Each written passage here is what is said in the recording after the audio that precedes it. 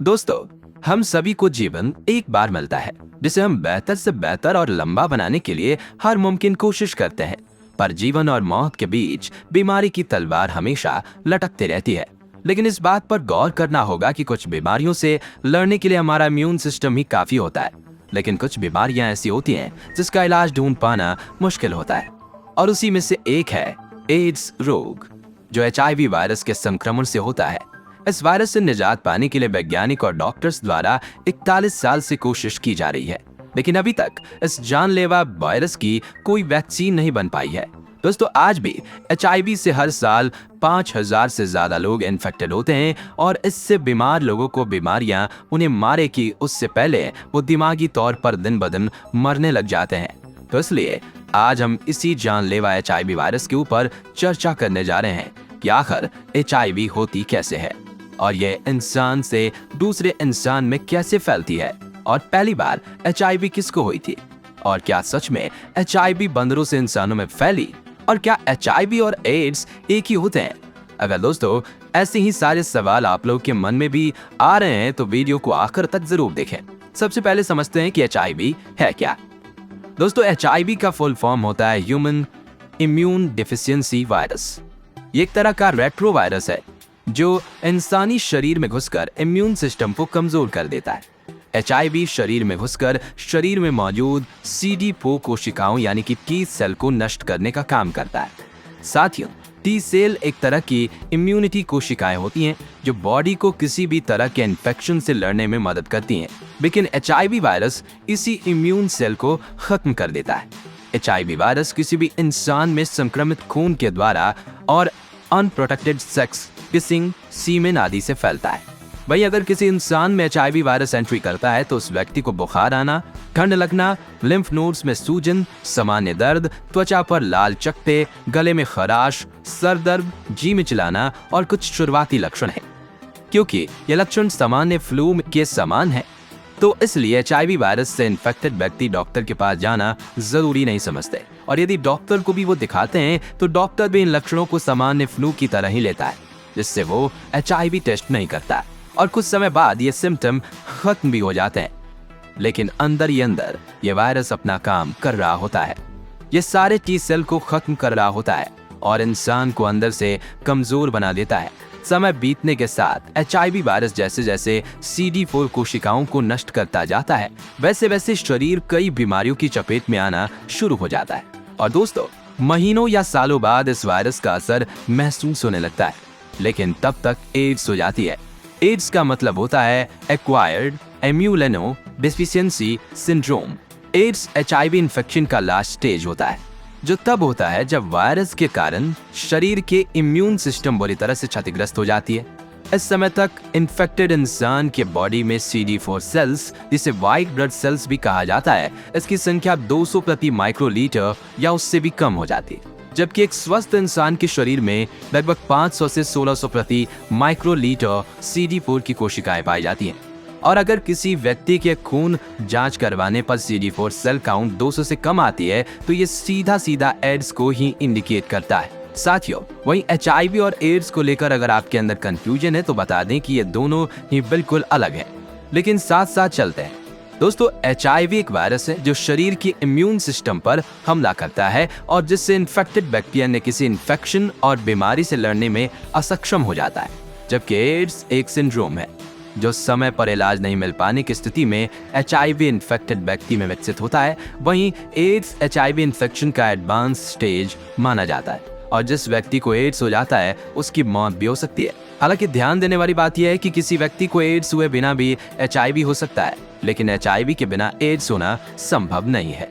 दोस्तों, आज भी एड्स का कोई सटीक इलाज नहीं है, और यदि एड्स का पता ना चले या किसी तरह की कोई मेडिकल थेरेपी ना दी जाए तो ऐसे इन्फेक्टेड व्यक्ति का जीवन मात्र 2 से 3 साल ही होता है। और अगर ऐसे में उस इंसान के शरीर में कैंसर या कोई और घातक बीमारी हो जाती है तो ऐसे में यह उम्र और ज्यादा घट जाती है।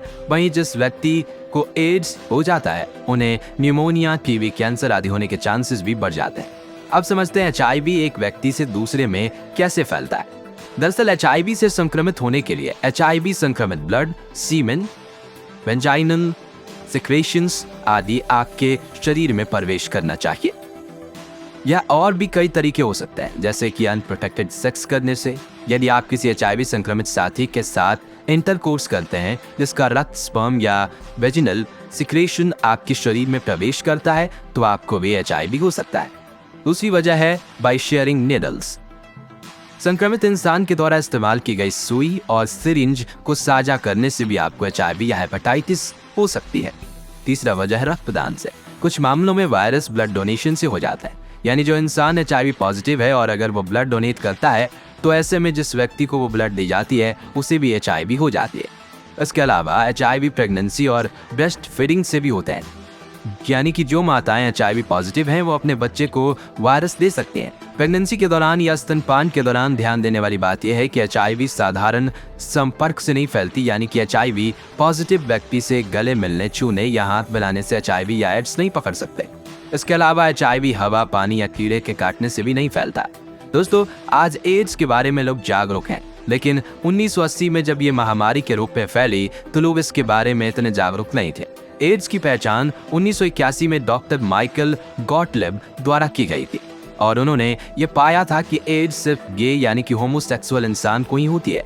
इसलिए शुरुआत में एड्स को वीड यानी कि गे रिलेटेड इम्यून डिफिशियंसी नाम दिया गया था, लेकिन इसके बाद उन व्यक्तियों में भी ये बीमारी पाई गई जिन्होंने कभी ब्लड ट्रांसप्लांट करवाया हो या जो व्यक्ति आईवी ड्रग्स का सेवन करता हो। फिर डॉक्टर्स को इस वायरस की स्टडी से पता लगा कि एड्स जैसी बीमारी कुछ बंदरों की प्रजातियों में पाई जाती है, और जब उन एड्स पीड़ित व्यक्तियों के सैंपल इन बंदरों के सैंपल से मैच की गई तो ये मैच हो गए। तब उनका अंदाजा यकीन में बदल गया, यानी कि एड्स बंदरों से इंसान में फैली है। तो अब सवाल यह है कि एड्स बंदरों से इंसान में फैली कैसे?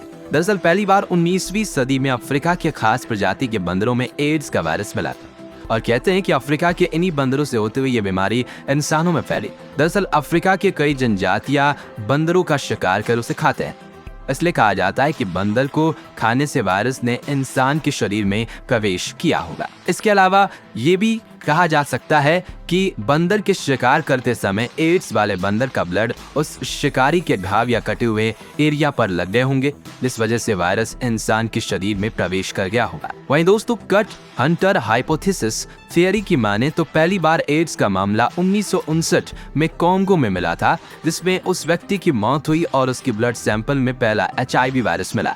माना जाता है कि वह पहला एचआईवी संक्रमित व्यक्ति था और फिर इस तरह से सेक्स ट्रेड या अन्य माध्यमों से ये बीमारी अन्य देशों में पहुंची। 1960 में ये बीमारी अफ्रीका के हताती और कैरिबियाई द्वीप में फैली। दरअसल कांगो में हताती के लोग काम करते थे और वहां उनके द्वारा शारीरिक संबंध बनाए जाने से ये बीमारी दूसरों में फैली और जब वे अपने घरों को लौटे तो वायरस उनके साथ हताती भी पहुंचा। हताती में फिर ये वायरस बहुत तेजी से फैला। उसका कारण था उनका ब्लड डोनेशन कैंप और यही ब्लड बैग दुनिया के कई हिस्सों में पहुंचे और उसके बाद 1970 में ये वायरस कैरेबिया से न्यूयॉर्क सिटी में फैला और फिर अमेरिका से बाकी दुनिया में पहुंचा। भाई दोस्तों, 1980 के बाद ये वायरस पूरी दुनिया में काफी तेजी से फैल गया, लेकिन भारत में इसका पहला मामला 1986 में सामने आया था। इस संक्रमण को सबसे पहले चेन्नई की रहने वाली कुछ सेक्स वर्कर्स में पुष्टि की गई थी। उस समय तक दुनिया के कई देशों में एचआईवी पहुंच चुका था और जब भारत में इसकी एंट्री हुई तो तब से लेकर अब तक पूरी दुनिया में लाखों लोग एड्स के कारण अपनी जान गंवा चुके हैं।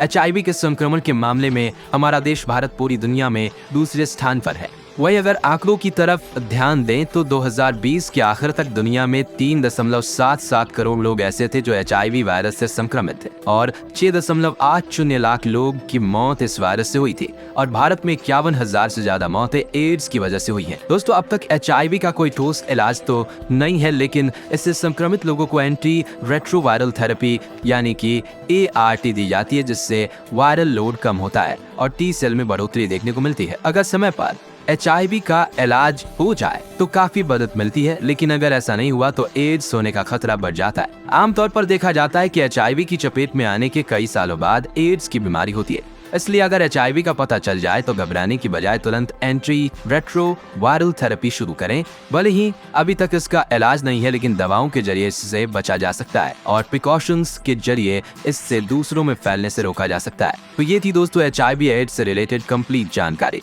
उम्मीद करता हूँ कि आपको ये वीडियो अच्छी लगी होगी। अगर वीडियो अच्छी लगी हो तो ऐसे ही और भी इंफॉर्मेटिव वीडियोस देखने के लिए हमारे चैनल को सब्सक्राइब करें और बेल आइकन को प्रेस कर दें। वीडियो को लाइक करें और ज़्यादा से ज़्यादा शेयर करें ताकि ये जानकारी ज़्यादा से ज़्यादा लोगों को पता चले। और कमेंट करके बताएं ये आपको हमारे द्वारा दी गई जानकारी कैसी लगी। धन्यवाद।